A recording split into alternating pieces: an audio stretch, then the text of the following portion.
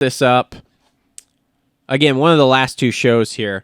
It might have even been the last show. It might have been show 252, right?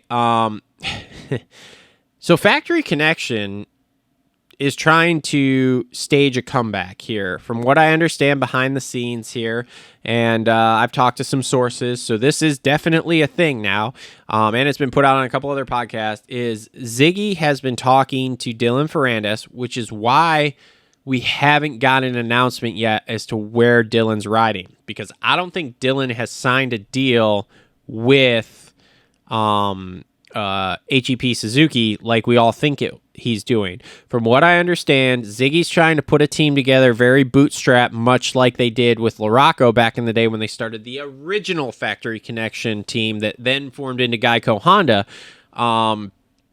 And right now, the big holdup, from what I understand, is funding. They're lacking funding, and they might be lacking time to be able to even get anything done. So they're trying to find it. But that's a super interesting thing to think that maybe Factory Connection is coming back. And my fingers are crossed that they are. Now, two other parts to this whole thing. Number one is right now, officially, they're talking to Honda about doing it. Okay, that's great.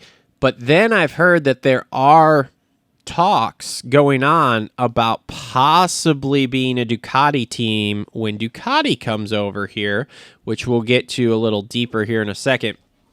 So I don't know where that goes, but I'm not going to complain about more teams. Now,